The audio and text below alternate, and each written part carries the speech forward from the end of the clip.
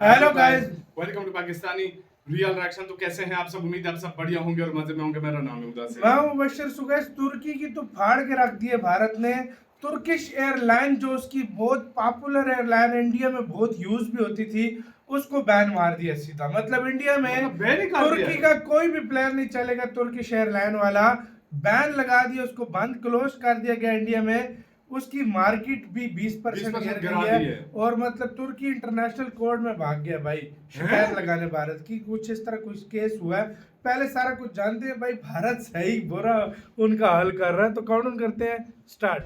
दोस्तों, तुर्की को लेकर अब मुद्दा काफी ज्यादा गर्मा गया है। तुर्की को कई हजार करोड़ रुपए का नुकसान भारत के साथ दुश्मनी मोल लेने पर भुगतना पड़ रहा है। साथ ही टर्किश कंपनियों को अब देश से बाहर भी भेजा जा रहा है और तुर्की के टूरिज्म इंडस्ट्री को 3000 करोड़ रुपए का घाटा होने का अनुमान है। वहीं इससे पहले भारत ने तुर्की की डिफेंस इंडस्ट्री को भी अच्छी खासी चोट पहुंचाई है और टर्किश ड्रोन की जो हाइप थी उसको भी खत्म कर दिया है। वहीं अब भारत के द्वारा लगातार जिस तरह से एक्शन लिए जा रहे हैं, इसको देखते हुए तुर्की की कंपनी ने भारत के ऊपर केस कर दिया है और ये केस किया है सेल्बी एविएशन ने, जिसके ऊपर कल की वीडियो में हमने आपको बताया था कि इस कंपनी को मिले कॉन्ट्रैक्ट को भारत ने रद्द कर दिया था और तुरंत भारत में कामकाज बंद करने का आदेश जारी हुआ था। और अब इसी कंपनी ने भारत पर केस किया है और धमकी भी दी है कि अगर न्याय नहीं मिला तो इंटरनेशनल कोर्ट में जाएंगे। इस खबर के ऊपर आगे बात करेंगे। इसके अलावा तुर्की से आने वाले सामान को बायकॉट करने के बाद अब भारत के लोगों ने टर्किश एयरलाइन को भारत में बैन करने के लिए बड़ा प्रोटेस्ट छेड़ दिया है। इस खबर के बारे में भी इस वीडियो में बात करेंगे। दोनों खबर काफी इंटरेस्टिंग है, इसलिए वीडियो को अंत तक जरूर देखिएगा। तो चलिए शुरू करते हैं इस वीडियो को। सबसे पहले जानते हैं भारत के ऊपर केस करने वाली सेल्बी कंपनी है क्या। दरअसल सेल्बी एक एविएशन ग्राउंड हैंडलिंग कंपनी है जो तुर्की से जुड़ी है। ये कंपनी एयरपोर्ट्स पर वो तमाम काम करती है जो यात्रियों को सीधे नजर नहीं आती, जैसे check in, baggage handling, cargo landing, runway पर सर्विस देना, फ्लाइट की सफाई और यहां तक कि प्लेन के टेक ऑफ से पहले होने वाली हर तैयारी। भारत में ये कंपनी 2009 से काम कर रही थी और 9 बड़े एयरपोर्ट्स पर अपनी सेवाएं दे रही थी, जैसे दिल्ली, मुंबई, गोवा, बेंगलुरु, हैदराबाद, चेन्नई और कोच्चि। हर साल ये कंपनी भारत में करीब 58,000 फ्लाइट्स और 5.4 लाख टन कार्गो हैंडल करती थी। यानी एविएशन सेक्टर में इसका रोल बहुत बड़ा था। अब सवाल यह है कि भारत सरकार ने अचानक इतना बड़ा कदम क्यों उठाया। असल में तुर्की ने हाल ही में भारत पाकिस्तान के बीच जो टकराव हुआ था उसमें पाकिस्तान का समर्थन किया था। जब भारत ने ऑपरेशन सिंदूर के तहत जवाबी कार्रवाई की तो तुर्की ने खुलकर पाकिस्तान का पक्ष लिया। इसके बाद भारत सरकार ने सेल्बी की सुरक्षा मंजूरी यानी सिक्योरिटी क्लियरेंस को राष्ट्रीय सुरक्षा का हवाला देते हुए रद्द कर दिया। सरकार का कहना है कि जब कोई विदेशी कंपनी जिसका सीधा या किसी और तरह से जुड़ाव किसी ऐसे देश से हो जो भारत के खिलाफ खड़ा हो तो उस पर भरोसा नहीं किया जा सकता।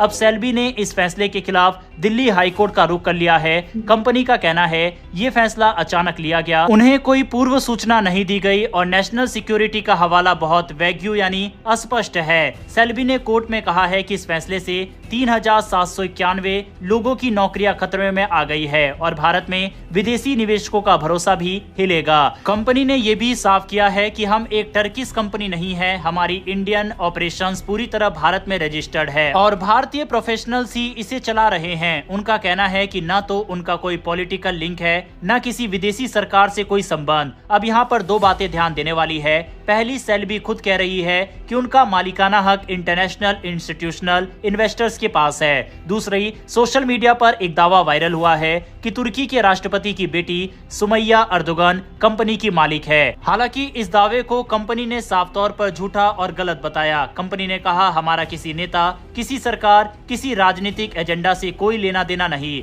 हम एक ग्लोबल एविएशन कंपनी है जो 65 साल से दुनिया के कई देशों में काम कर रही है। हालांकि भारत के फैसले के बाद भारत में सेल्बी की सभी सेवाएं ठप पड़ गई। जिन एयरलाइंस और एयरपोर्ट्स के साथ ये कंपनी काम कर रही थी उन्होंने दूसरी कंपनियों की तरफ रुख करना शुरू कर दिया, जैसे AI airport services, air India, sets और बर्ड ग्रुप। दूसरी तरफ तुर्की में भी इसका सीधा असर पड़ा। कंपनी के शेयर्स 20% तक गिर गए। बोर्सा इस्तांबुल यानी तुर्की स्टॉक एक्सचेंज पर गुरुवार और शुक्रवार को इस कंपनी के शेयर्स 2 बार ट्रेडिंग के दौरान सस्पेंड हुए। कंपनी ने अपने निवेशकों से कहा है कि हम इस फैसले को चुनौती देंगे, सभी कानूनी और प्रशासनिक रास्ते अपनाएंगे और भारत सरकार के इस आदेश को रद्द कराने की कोशिश करेंगे। इस पूरी घटना से हमें 2 बड़े संकेत मिलते हैं। पहला, नेशनल सिक्योरिटी सबसे ऊपर है। भारत ने साफ कर दिया है कि अगर कोई विदेशी कंपनी चाहे, उसका बिजनेस कितना भी बड़ा क्यों ना हो, अगर वो किसी ऐसे देश से जुड़ी है जो भारत के खिलाफ खड़ा होता है, तो उसे भारत में काम करने की छूट नहीं मिलेगी। दूसरा, फॉरेन पॉलिसी और ट्रेड अब एक दूसरे से जुड़े हैं, यानी जो देश भारत के साथ दोस्ती निभाएगा उसी की कंपनियों को यहाँ का बाजार मिलेगा। एक समय था जब कंपनियों और देशों के बीच की लाइन अलग होती थी, लेकिन आज जियोपॉलिटिक्स, सिक्योरिटी और ट्रेड सब आपस में जुड़ चुके हैं। अब सवाल है कि आगे क्या हो सकता है। पहला, कोर्ट का फैसला इस पर अहम होगा। क्या सेल्बी को राहत मिलेगी या सरकार का फैसला बरकरार रहेगा। दूसरा, एविएशन सेक्टर पर भी इसका असर देखने को मिलेगा। नए कॉन्ट्रैक्ट्स अब भारतीय या ट्रस्टेड पार्टनर्स को मिल सकते हैं। तीसरी और सबसे अहम बात, इससे विदेशी कंपनियों को ये कड़ा संदेश गया है कि भारत अब केवल पैसों से नहीं, रिश्तों से भी फैसले करता है। खैर, आपके हिसाब से सेल्बी कंपनी से भारत के द्वारा जो ये कॉन्ट्रैक्ट रद्द किया गया है, क्या ये भारत सरकार का सही फैसला है या नहीं? अपनी राय कमेंट बॉक्स में लिखकर बताइएगा। बहरहाल बढ़ते हैं अगली खबर की तरफ। ये खबर भी तुर्की से जुड़ी हुई है। भारत के द्वारा अब टर्किश एयरलाइन को भी बैन किया जाए, ये मांग अब जोरों से उठने लगी है और इसके पीछे की वजह हम सब जानते ही हैं। न सिर्फ ऑपरेशन सिंदूर के समय में तुर्की के ड्रोन और सैन्य हथियार पाकिस्तान पहुंचे, बल्कि उससे पहले भी तुर्की के राष्ट्रपति ने जब पाकिस्तान का दौरा किया था तो कश्मीर मुद्दे में उन्होंने टांग अड़ाई थी और बार बार यूनाइटेड नेशन के अंदर भी कश्मीर मुद्दा उनके द्वारा उठाया गया था। यही कारण है कि अब भारतीयों का धैर्य टूट चुका है। टर्किश एयरलाइन जो स्टार अलायंस का हिस्सा है, भारत में हर हफ्ते 56 फ्लाइट्स ऑपरेट करती है। दिल्ली, मुंबई, बेंगलुरु, हैदराबाद, चेन्नई, कोलकाता और अमृतसर से फ्लाइट्स के जरिए ये एयरलाइन यूरोप और अमेरिका के 30 से ज्यादा शहरों से भारत को जोड़ती है।